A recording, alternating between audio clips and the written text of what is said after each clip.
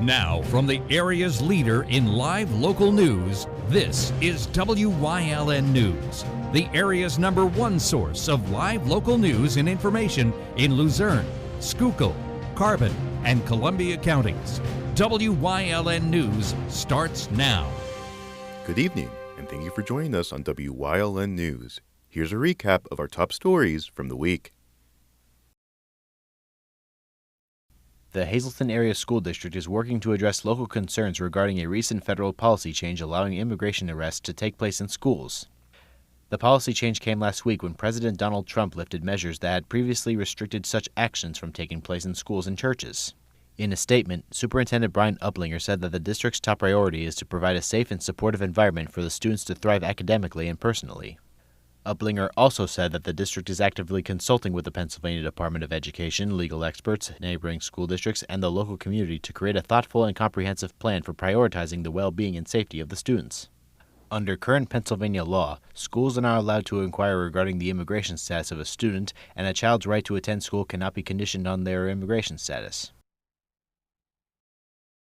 One man has been taken into custody by Pennsylvania State Police following a reported homicide in Banks Township. According to troopers, the incident took place on Thursday, January 23rd on Berwick Street. Officials say they were called to the scene for a report of a deceased male. Upon further investigation, troopers say the 69-year-old man was killed after his neighbor fired a shotgun through the wall of his own home and into the home of the victim. Officials say the victim was struck by the gunfire and succumbed to his injuries. The suspect has been identified as 25-year-old Dylan Arrow. Arrow has been taken into custody and charged with criminal homicide, aggravated assault, discharging a firearm into an occupied structure, and recklessly endangering another person. He is currently behind bars at the Carbon County Correctional Facility with denied bail.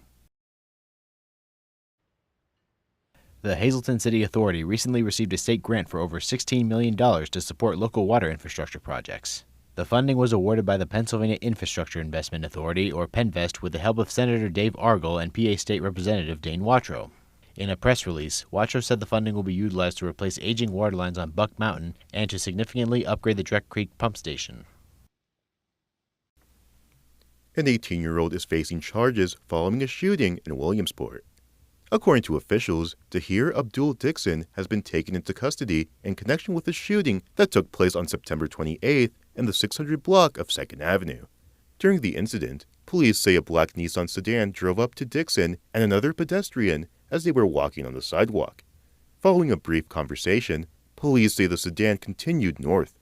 As the vehicle drove away, investigators say Dixon produced a firearm and discharged multiple shots at the vehicle before fleeing the scene on foot.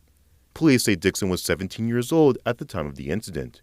Dixon was taken into custody on Thursday, January 23rd, and has been charged with aggravated assault and recklessly endangering another person, among other charges. He is currently behind bars at the Lycoming County Prison. The Greater Hazleton YMCA will be hosting a child care open house on Saturday, February 1st. The event will run from 12 p.m. to 2 p.m. at the newly renovated Pasco El Chiavo Early Learning Center located at 75 South Church Street in Hazleton. The Early Learning Center is the first of 3 phases of renovations scheduled to be completed at the Miracle Family Center. Officials say the pool and gymnasium are expected to be completed by 2026. The open house on Saturday is open to the public. Families interested in enrolling in child care at the facility are encouraged to attend. A resolution recognizing March 25th as National Medal of Honor Day in Pennsylvania has been approved by the House Veterans Affairs and Emergency Preparedness Committee. The resolution was sponsored by PA State Representative Dane Watrow, who said the resolution will serve as a heartfelt tribute to the Medal of Honor recipients in the Commonwealth. There are currently 3,517 Medal of Honor recipients across the United States. Of that number, more than 1 in 10 Medal of Honor recipients come from our great Commonwealth. Pennsylvania is the second only to New York in a number of Native Medal of Honor recipients across the United States, with a total of 378 Pennsylvania natives having the Medal of Honor. The resolution was unanimously approved by the committee on Tuesday and will now move to the full House of Representatives for consideration. A convicted murderer will soon be resentenced on robbery and weapons charges. Todd Hyung Ray Tarselli has been behind bars for decades after being convicted of murdering his 17-year-old friend, Mark Bunshock, during a robbery at the Hazleton Kentucky Fried Chicken in 1992. Torselli was later resentenced in 2023 to 52.5 years in prison instead of life in prison without parole following a Supreme Court ruling in 2012. Under the ruling, the Supreme Court decided that juveniles cannot face mandatory sentences of life in prison without parole. Now Torselli, who is 51 years old, has appealed the case once more, arguing that the new sentence still amounts to a life sentence in prison, which violates the Supreme Court ruling. In a decision made on Tuesday, the Superior Court agreed that Torselli should have been resentenced on his robbery and weapons charges in addition to the murder charges. As a result, the case has been remanded to trial court for another resentencing hearing. The hearing has not yet been scheduled. Torselli remains behind bars at the State Correctional Institution at Forest. A memo issued by President Donald Trump's budget office calling for a freezing of federal loan and grant disbursement has been rescinded. The memo was originally issued on Monday by the Office of Management and Budget to allow time for the Trump administration to determine whether the funding was aligned with the president's recent executive orders. The memo was later rescinded on Wednesday after sparking widespread confusion and legal challenges. Members of the Trump administration say the memo was necessary to ensure the spending did not violate recent actions on issues like climate change and diversity, equity, and inclusion. However, opponents of the measure called the move illegal and unconstitutional, saying the president cannot halt funding approved by Congress.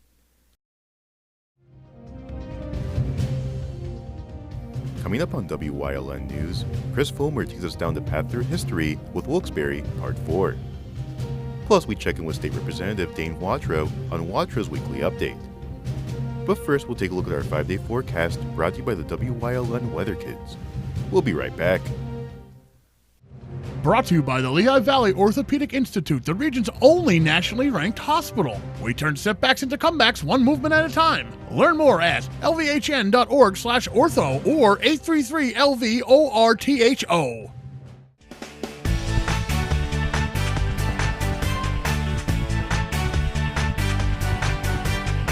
Hi, my name is Russ. My voice is out. Tomorrow's good will be bright and sunny out.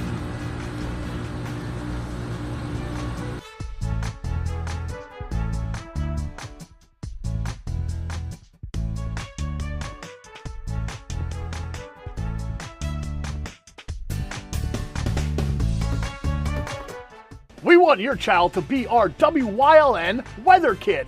Your child can be our feature weather reporter of the day on WYLN News and WYLN social media posts, just by using your smartphone or any video recording device. It's easy. All ages are welcome, from toddlers to teens. To find out how, go to the weather section of WYLNTV.com or look for our post about it on the WYLN News Facebook page. Submit your Weather Kid video today.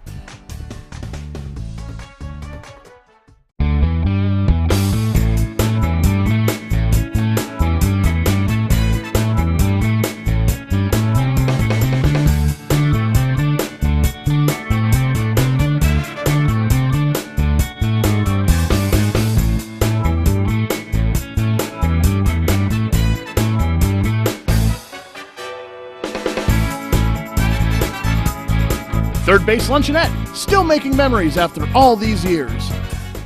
S.J. Kowalski is your Mitsubishi Diamond contractor. They can install a Mitsubishi electric Mr. Slim ductless heating and cooling system. Mr. Slim systems are designed to make any living space in your home inviting. You can have a different temperature control for every room in your home.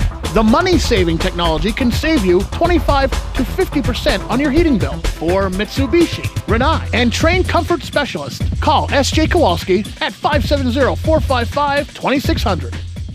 Come shoot at Whitetail Preserve 118 Boulevard Road in Bloomsburg. Their skeet, trap, and sporting clay fields are professionally designed, and all stations are handicapped accessible. Whitetail Preserve has resident shooting instructors certified by the NRA in shotgun, rifle, pistol, home safety, and personal protection in the home. Whitetail can also cater any size event, whether it be a private party, corporate event, or wedding. Call 570-384-2314 or 570-790-8969.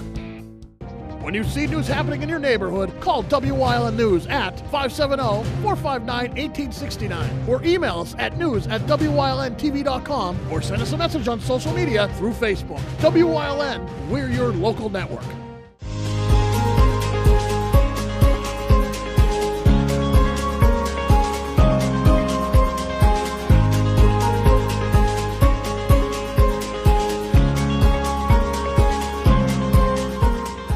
Hard times would come to Wilkes-Barre in the mid-20th century as coal died a slow and steady death in the decades progressed. The death knell for deep mining in the Wilkes-Barre area would come on January 22, 1959 at the River Slope mine owned by the Knox Coal Company. The miners had been ordered by management to dig underneath the Susquehanna River, which was against standard industry regulations. Unable to judge the thickness of the rock above them, they dug too close to the surface, and the river broke into the mine, filling it with roughly 10 billion gallons of water and killing 12 men. It would take 3 days to plug the hole in the river, which was partially accomplished by pushing empty train cars into the whirlpool that had formed, and the bodies of the deceased were never recovered. Mining in northeastern Pennsylvania would not recover from the disaster either, as the rise of oil and natural gas would displace coal as a major energy source. 13 years later, the city would take another heavy blow in June 1972, when Hurricane Agnes moved through the area. The storm raised Susquehanna River levels to heights of 41 feet above the city's then existing levee systems and flooded the downtown with 9 feet of water. 128 people were killed in the storm, and 400,000 homes and businesses were destroyed, with damages totaling over $2 billion.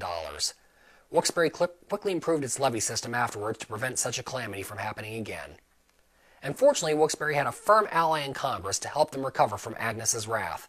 Daniel Flood had been first elected to the House of Representatives in 1944, following several positions at the state level, including a stint working for the Pennsylvania Liquor Control Board. He would lose office in 1946, be re-elected a second time in 1948, was defeated again in 1952, and then won his seat a third time in 1954, the first of 11 consecutive terms in the House. Dapper Dan, as he was known, became a prominent member of the House, notably with a high-ranking seat on the House Appropriations Committee. Flood firmly supported the creation of Medicare, and, well aware of the difficulties his constituents faced with the decline of the mines, pushed for passage of the Area Redevelopment Act of 1961 and the Federal Coal Mine Health and Safety Act of 1969. When Agnes's waters crushed Wilkes-Barre, it was Flood who got Richard Nixon to personally come and examine the damage, and Flood who marshaled the overall federal response to the disaster. It took a flood to tame a flood, the congressman would brag afterwards. Throughout all Flood's career, however, numerous charges of corruption would dog him.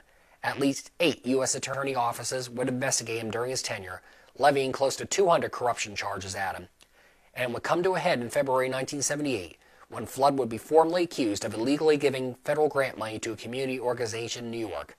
A former aide would testify under oath that Flood had repeatedly received kickbacks from businesses in exchange for giving them lucrative grants. In one notable allegation, it was claimed Flood had taken money from Plains Township's Medico Industries, which at that time was rumored to be controlled by the mob, in exchange for a $4 million contract from the Defense Department to produce warheads for the Vietnam War. The fact Flood often traveled in a Medico company jet did not help his cause. He would be indicted in September 1979 on 3 counts of perjury concerning payoffs, and would be censured by Congress the following year. Seeing the writing on the wall, Daniel Flood would resign his House seat in January 1980. Later in 1972, though, Wilkes-Barre would again find itself as a place of origin, this time in the realm of television. Far away in New York, Charles Dolan, the head of Manhattan Cable, had a problem. His company, despite being the first cable company in the country to use underground cables, was losing money. To turn his luck around, Dolan hit on the idea of a new cable channel, originally to be called the Green Channel, that would show unedited movies and live sporting events without commercial interruption. In 1971, he got authorization from the FCC to move ahead with what was then called home box office, but faced the additional problem in New York City of having a pre-existing pay-TV franchise agreement. So Dolan scouted for another city to launch his new channel on. Originally, he aimed to use Allentown for the launch, but that fell through after learning that city fell within the Philadelphia 76ers blackout radius, which have hindered the live sporting events Dolan wished to run. Help came from Teleservice, later Service Electric, head John Walson, who offered to let his cable service in Wilkes-Barre be the channel's launch distributor. And so, at 7:30 p.m. on November 8, 1972, HBO went on the air to 365 initial subscribers in the Wilkes-Barre area with a Rangers-Canucks hockey game, followed by the Henry Fonda movie Sometimes Great Notion. In the years since, HBO has grown from these humble beginnings into an entertainment giant, providing hours of entertainment content for viewers. Today, a large plaque stands in Wilkes-Barre's public square to celebrate the birth of the now legendary channel in the city. And while many professional athletes have come out of Wilkes-Barre over the decades, few have captured the public's attention more than Raghib Ismail. The oldest of three athletic brothers, Ismail played football and track and field at Myers High School, where he earned his nickname the Rocket for his blazing fast speed. He would go on to play football at Notre Dame, where his play on the field, memorably including several kick return touchdowns, would wow fans across the nation. Notre Dame won the national championship in 1988, Ismail's freshman year, and was a major contender for the title for the remainder of his time in South Bend. Ismail finished second to Ty Detmer in the Heisman Trophy voting in 1990, and afterwards decided to turn professional. Although he seems certain to be the number one pick in that year's NFL draft, it would be the Canadian Football League's Toronto Argonauts who would get Ismail's attention first. Eager to make a big splash under a new ownership group that included both Wayne Gretzky and John Candy, the Argonauts signed Ismail to a then football record $18.2 million contract. With the Rocket leading the way, the Argonauts would have a magical 1991 season, making it all the way to the championship game. There, in a contest played in temperatures well below zero, Ismail would pull off some cool runnings, returning a kickoff 87 yards for a touchdown, and ultimately winning game MVP as the Argonauts defeated the Calgary Stampeders for the Grey Cup. The following season would be less successful for the franchise, after which the Argonauts, facing financial difficulties, released Ismail. He would sign with the then Los Angeles Raiders, who had drafted him in the 4th round in 1991. Ismail would have a generally solid NFL career, racking up 5,291 total receiving yards and 30 touchdowns with 3 teams before retiring in 2003.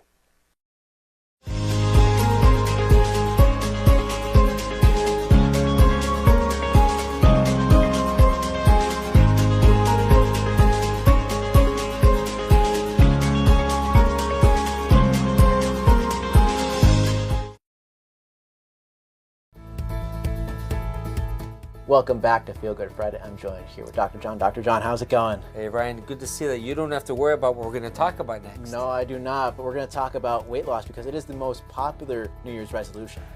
You know, Ryan, you're pretty young. When I was younger, I never had to worry, but even myself, I gained 10, 15 pounds last winter.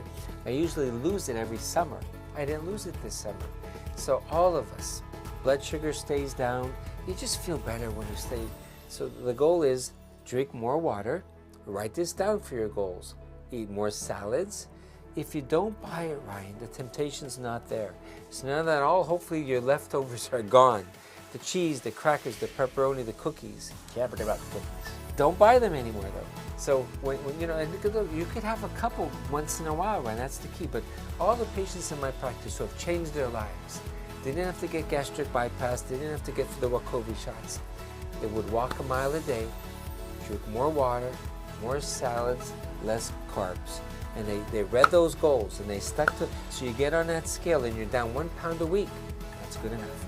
So lose weight gradually, stay mentally motivated and patient. You could lose your 40 pounds over 40 weeks. Happy New Year. Yep, Happy New Year, and I can thank Dr. John for joining us on this Feel Good Friday. We'll see you next time.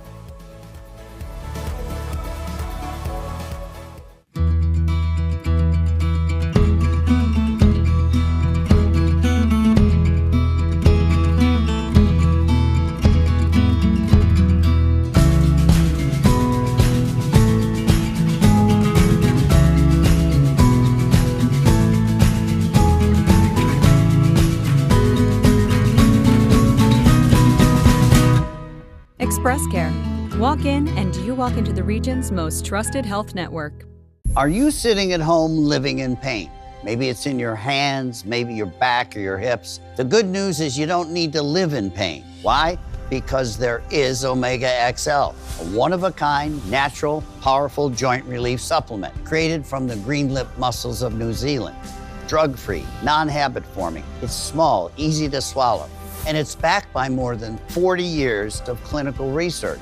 As I was getting older, my joints started to feel that wear and tear. But then I tried Omega XL and it changed my life. If you're experiencing daily aches and pains due to aging and overuse, try Omega XL and see the difference it can make in your life. Buy one, get 2 free. 2 bottles of Omega XL plus Vitamin XL D3, a value of more than $85. Call today and you pay only $39.95. Plus, you have nothing to lose because it's backed by our 60-day money-back guarantee. Call now. Do you like craft beer? Do you want to learn the right way to sample wine? How about checking out a restaurant with a unique flavor or a crazy food challenge?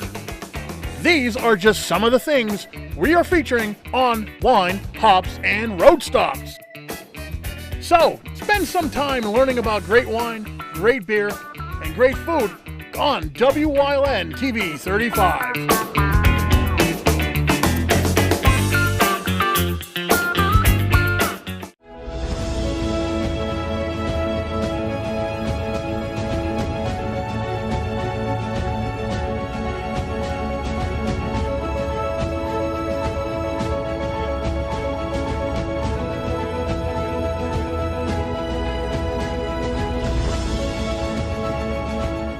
Welcome back to Watro's Weekly Update. I'm joined as always with State Representative Dane Watro. Dane, how's it going today? A little chilly still, but I'm doing well, and thank you and Wyln so much again for having me on this segment. Absolutely. So I know the first thing you wanted to update us on is with the cursive bill. Last time we were on, we talked about introducing that, and now you have some updates to share regarding the cursive bill. Thank you so much, and once again here first on WYLN. I know I like to talk about this a lot. I'm tracking it very closely because it is my bill. However, I'm trying to gain as much support as I can from not only our community but from the state of Pennsylvania, because I'm trying to get this law passed as it's going to affect all of our children that's going to grade school. I had a meeting yesterday. I'm very excited about it. The meeting went very well with the heads of our liaisons for the PSEA. And what the PSEA is, for those who do not know, it is the head of the teachers union here in the Commonwealth for Public Education. And they were very receptive to it, and what they promised me that they're going to do is go ahead and move forward and bring it to their membership on February 21st. I will be excited to hear the outcome of that, and it's not we're not going to get a solid yes or no, but we're going to get a yes, this is going to be something that they would approve, or that they're not going to approve, or they're going to stay neutral in it and not take a stance on it. So that's something I can't wait. I don't want to rush time, but I do, and I'm super excited to see February 21st get here in a timely manner so we get this ball rolling and hopefully get this law ran, at least in the committee, out on the House floor. Hopefully our good friends across the aisle will bring this up for a vote in committee and also on the floor for a vote, and then we could kick it over to the Senate and hopefully encourage them to run it as well. I just think it's so super important, cursive writing, as we were talking earlier before getting on, that motor skills, discipline, it teaches so much to our young children, that this fundamental thing is very important to have as you go throughout your grades and complete your academic career in high school. We spoke also about an incident that happened. I recently heard of a college applicant going to enroll in college and doing her material and applications, and unfortunately at the end you had to sign your name with your finger on the notepad, or however it's done on the screen, and unfortunately that was kicked back because that poor young person did not have the knowledge of how to do that. So I just think it's super important. We got to get this done. I always say crawl, walk, run. I feel bringing back fundamentals is super important, and cursive is a good way to start. And let's get back to the basic stuff of checkbooks and everything else, the balancing and the fundamentals of things that we use in everyday life. But thank you so much for bringing that up. I know it's very long-winded. I know, it's definitely, as you said, an important skill to keep in schools. And I can imagine how anxious it is for you to basically wait almost a month to hear back from what will happen of it. But we wish you the best of luck for the cursive bill, and hopefully that goes all well. Thank you. Is there anything else you want to share with us this week? We got some good grants in the area. Oh, right, yes. Yeah. Yes, I know you got some grants approved for over in the McAdoo Borough and even here in Hazel Township as well. Yeah. If you could tell us about some of those grants. Yeah, really excited about that. So there's going to be, recreation's important. And McAdoo, they applied for it, and then they called me later on and said they applied for this one grant, and the good senator and myself got on the horn and tried to help move that along for them. But they're going to be putting in a real nice state-of-the-art pickleball court. That's a new and improved way of exercising, I guess, this day and age. I like to play periodically. I haven't played probably just about coming close to 2 years, but that's a really fun activity to play of all ages, from young, middle to elderly. Something to look forward to. In addition to that, Hazel Township Recreation, they got a good grant as well. So it's always important to bring money back to the area and improve our communities, whether it's recreation, infrastructure, roads, whatever the case may be. But I always do say, people will always say roads, roads, roads, fix the roads, and I'm a big person on that too, because I hate going over bad roads. But the first thing and the most important thing is the infrastructure. Make sure what's underneath those roads are good, and then you fix the roads. So we got to make sure our water lines are good, and our sewer lines are good, and then we fix the road. So that's always super important. That's the first question I ask when there's a grant out there, is like, how are the infrastructure underneath? Because we pave over it, and a water line bust, what happens? We have to dig up that brand new road and fix that. So there's so many pieces to that. And our community here within the Hazleton area and Schuylkill County that I represent, all those communities are very good at going ahead and making sure that infrastructure is good. Absolutely, but infrastructure is very important when it comes to our roads, especially here in the Hazleton area. Did you catch the grant that came out last week about the $17 million for the infrastructure for the Hazleton City Water Authority? I don't believe I'm familiar with that one. Yeah, I'm very excited about that. That's a little bit low key, which I'm surprised for the multi-million dollars that they got. So I'm very excited. There are so many people involved in that process, and it was just a win for the community. A win for our taxpayers, our residents. Like I said, that infrastructure is super important. And $17 million, you get a lot of work done with that. Absolutely, and we look forward to seeing what work can be done here in the Hazleton area with that. Right. Yep. And as always, I want to thank State Representative Dane Watcher for joining us here on Watcher's Weekly Update, and we'll see you next time.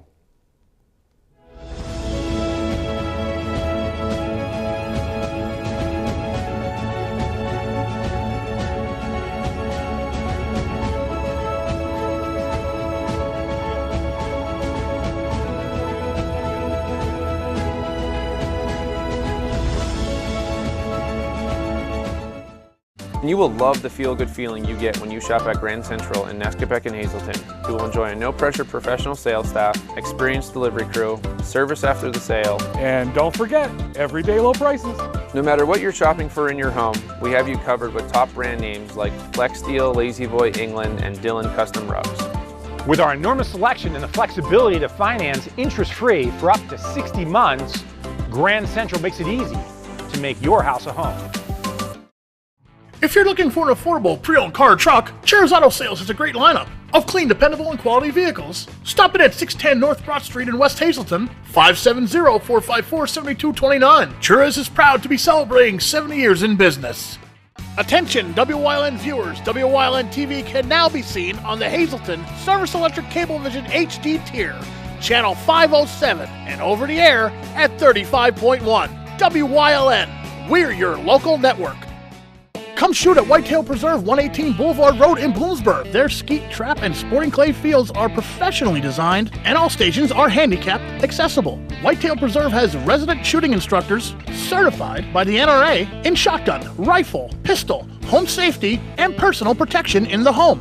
Whitetail can also cater any size event, whether it be a private party, corporate event, or wedding. Call 570-384-2314 or 570-790-8969.